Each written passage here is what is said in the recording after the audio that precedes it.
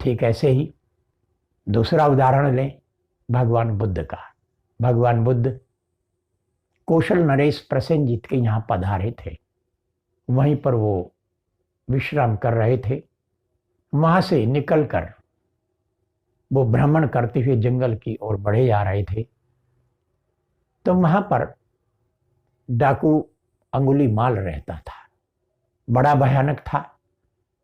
वो लोगों को पकड़कर उनकी उंगलियां काटकर अपनी माला में डाल लेता था।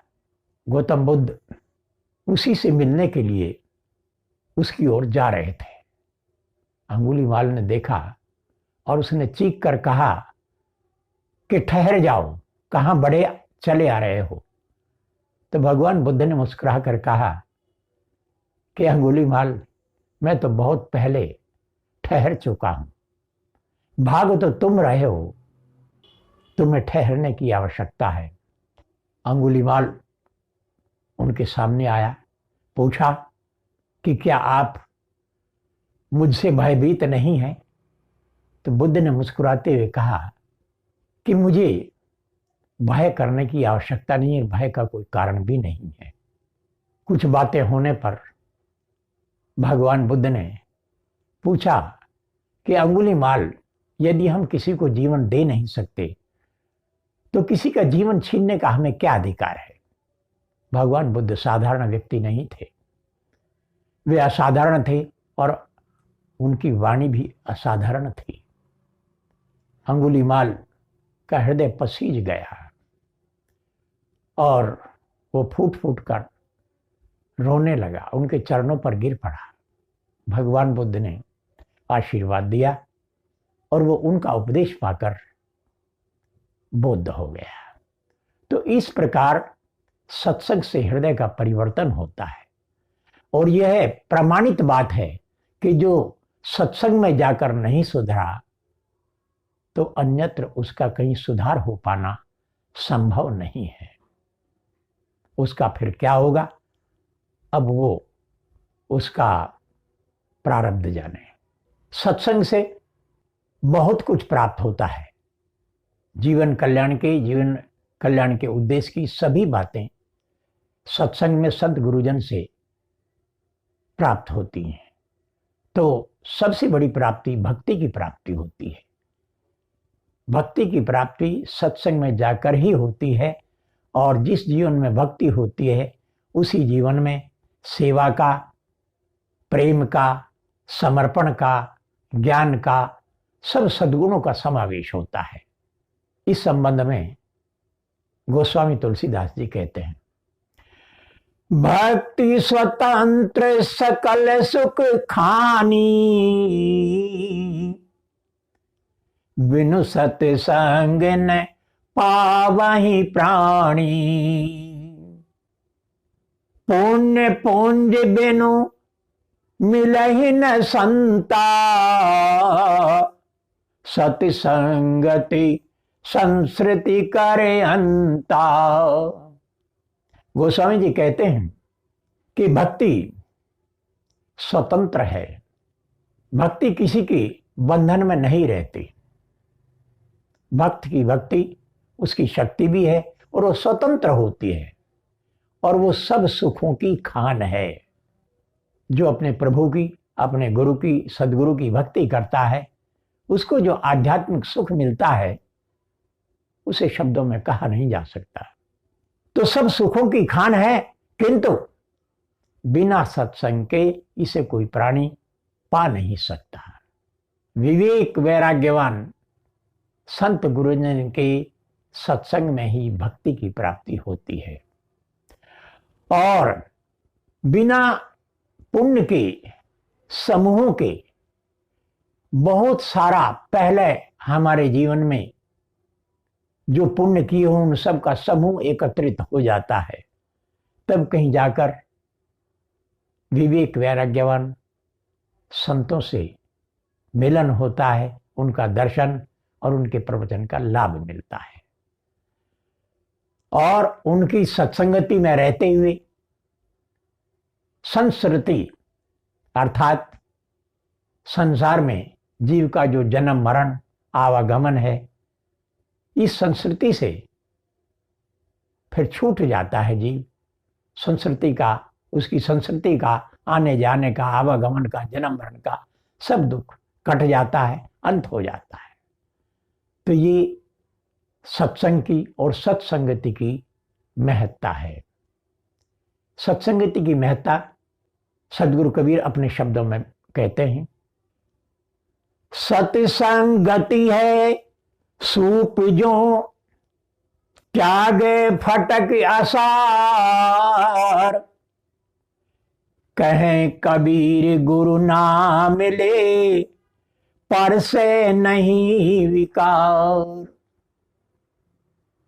सदगुरु कबीर ने बहुत अच्छा दृष्टांत देते हुए ये साखी कही में कहते हैं, सत्संगति सूप के समान है।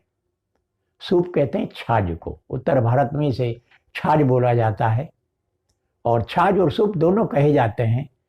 तो इसमें कोई भी अन्न, चावल, दाल, गेहूं आदि कोई भी सामग्री डाल दी जाती है तो उसके फटकने से असार कंकड़ पत्थर, धूल मिट्टी आदि बाहर हो जाता है और सार वस्तु उसमें रह जाती है। इसी प्रकार सत्संगति में, संत गुरुजन की सत्संगति में रहते हुए सब दोष विकार दूर होते जाते हैं, अलग होते जाते हैं, जीवन पवित्र होता जाता है।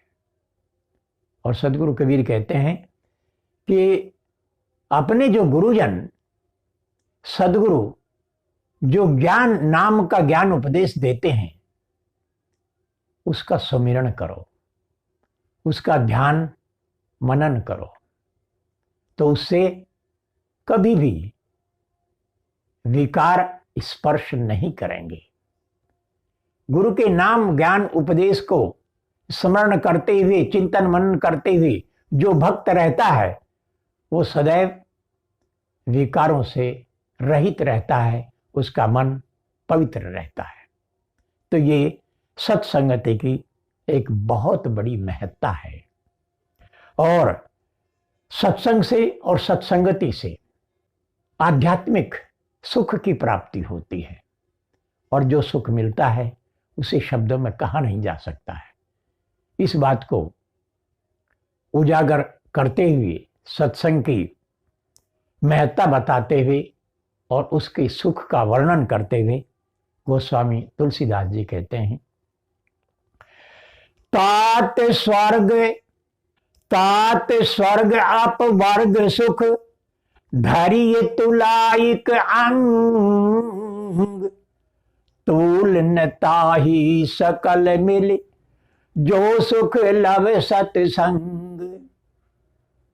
हे तात, स्वर्ग का, अपवर्ग का, अर्थात वैकुंठ का, परलोक का, लोक परलोक का जितने भी सारे सुख हैं वो तुला के एक ओर रख लो, और विवेक वैराग्यवान तत्वज्ञानी आत्मज्ञानी संत गुरुजन का एक पल का सत्संग दूसरी ओर रखो, तो भी में सारे सुख मिलकर उसके बराबर नहीं हो सकते।